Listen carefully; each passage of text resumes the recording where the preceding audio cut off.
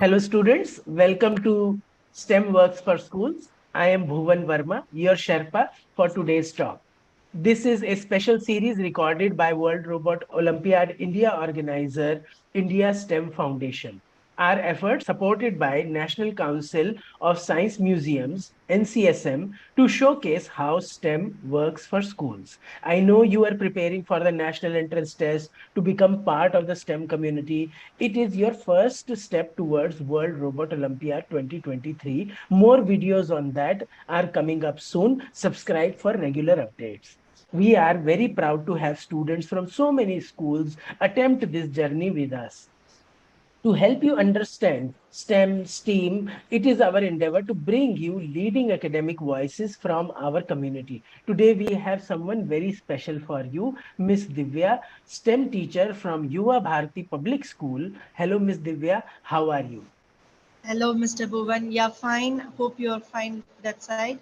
And I'm very glad to be here to address all the children who are very eager to know about the STEM. All right, then. So, diving straight into our viewers' questions, our viewers, our students are very curious to know from you, Ms. Divya, which initiatives are you undertaking to expose your pupils to STEM education? But generally in our school, what we practice is we don't separate academic subjects and STEM.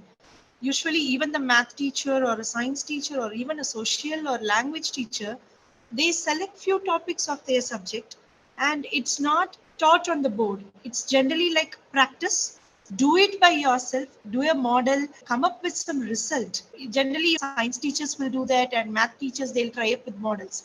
But here we integrate STEM into all the subjects. You won't believe our second language is Tamil and we do that STEM practice through Tamil also. Wow, fantastic. So, students, I hope you are taking note.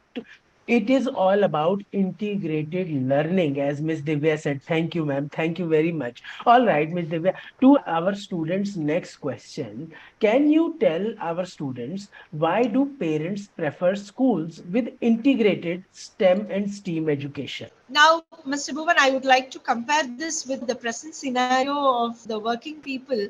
We always prefer a shortcut to everything. When it is 50% already made, it is a ready made, and we straight away take it to the table and we prepare. Just we need to spend, and we don't have time also. The parents also, if they want to put their children into some professional course to be like engineering or aeronautical or any stream, they want their child to be at least 50% already ready to enter into the course.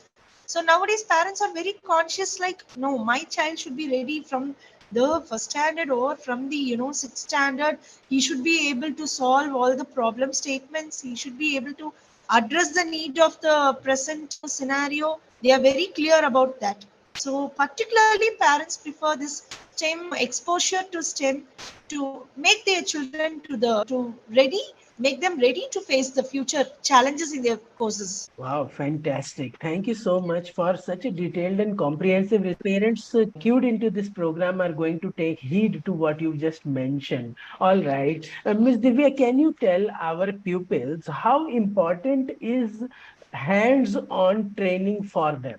Generally, sir, Bhuvan sir, when you do something by your hand instead of reading it in a book, instead of listening to some speech, and instead of nowadays we used to listen through YouTube or something, we'll listen and we'll concentrate something else also, multitasking. Instead of doing all these things, if you do it of your hand, okay, the knowledge is directly transferred to your brain and the cognitive skill it's improved a lot.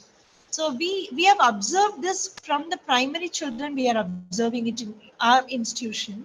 There is a much difference, like teaching through the book, only book, and teaching like practice and teaching teamwork. When we give hands-on practice and projects or like a teamwork, if we give, the result is awesome. So the see, ultimately as a teacher, I'll be waiting for my children to learn something new. And when it is like a hands-on training, I'll be very satisfied that all my children are into the activity. They all take away something from the activity. It's not like only, oh, hey, I have taught. okay, my job is done. It's not like that. We are learning. It's like the teacher getting involved in the activity. So hands-on gives me big satisfaction when we take that particular topic to deliver. Exactly. So, students, as Ms. Divya mentioned, after this video, you've seen this, go out and start your own STEM clubs. Do some hands on training, do some simple experiments, but be very careful. Use protective equipment and also encourage your teachers and principals to open STEM labs at your schools. All right, Ms. Divya, to our next questions. My students have uh, many questions to ask, but you must have come across a lot of myths and misconceptions that you hear from students and parents. Can you share some of those and how to overcome these myths and misconceptions? That's a good question, and I'm very glad to address on this question. There is some myth called "I'm not a topper. How can I go and attend a STEM class? I'm not good in this subject. Will I be able to take up these concepts?" So it's 100% myth. I have seen children who feel difficult to perform on the exam paper. They bring out wonderful results of any problem statement which you give, and their way of thinking is somewhat beyond our imagination. So this myth has to be broken, children. And when you think, don't put yourself down.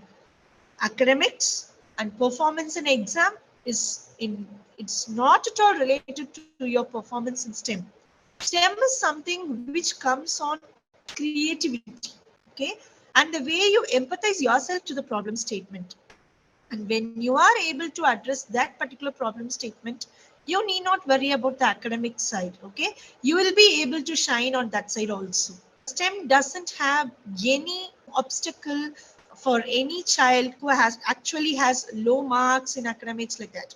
So this is the common question what children usually ask. Ma'am, I'm not good in math. Will I be able to solve this?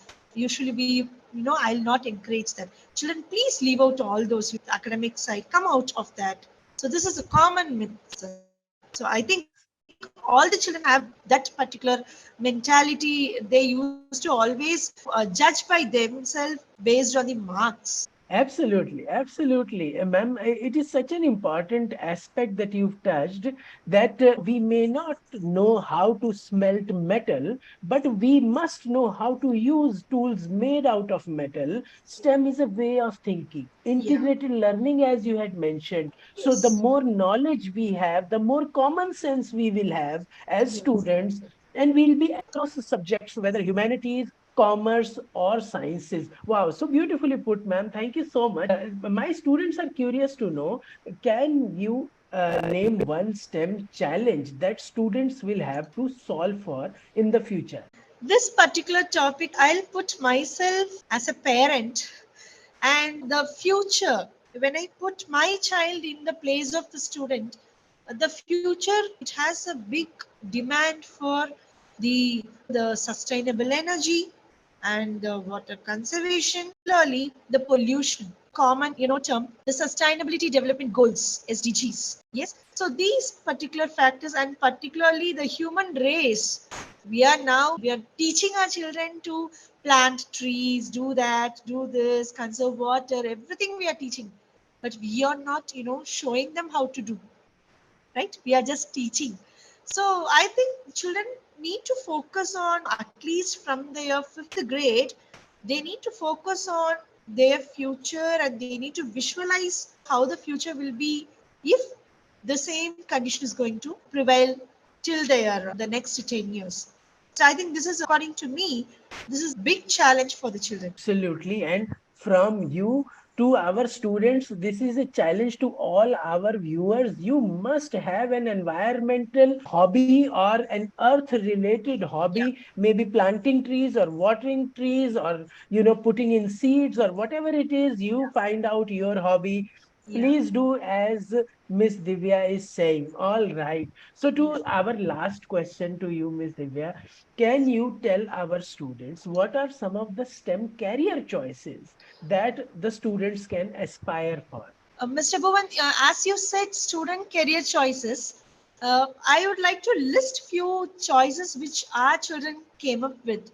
and they were very eager to know about how to proceed further. So some of the career choices, like they want to build a rocket, and the rocket has to come to the earth in 2 days, and it has to go. They're like imagination, ma'am, I need to build a rocket, I need to do this, I need to do that, and the next week I'll be like a farmer, I need to do agriculture. They want, ma'am, I don't want any single profession behind my name. I need to be a multitasking person.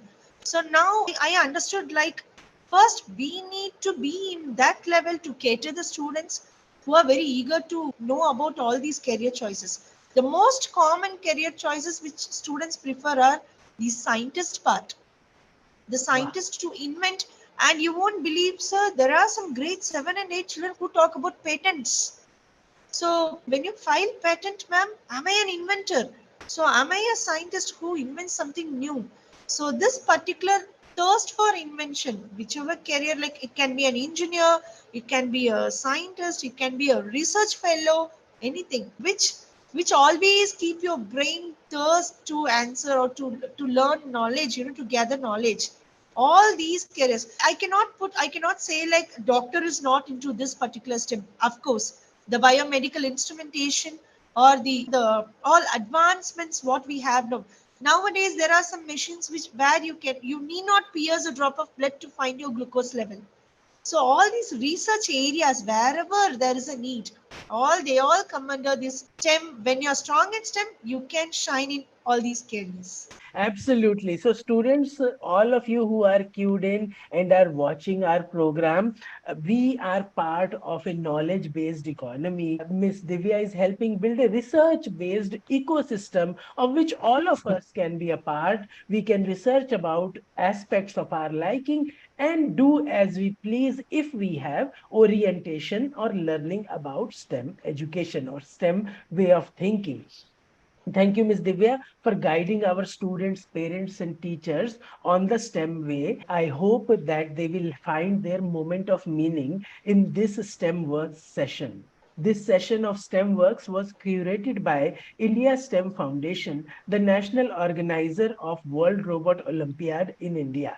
It is an event for science technology education that brings together young people for all over the world to develop creativity and problem solving skills through challenging and educational robotics competitions. Schools are invited to enter teams of 3 students per category to participate in this competition. The competition progresses from preliminary to the final judging stages. Please visit our website for more details. Links are in the description. Till the time we meet again in another interesting STEM Works for School session, keep tinkering and sharing this video with your parents and peers. Bye bye.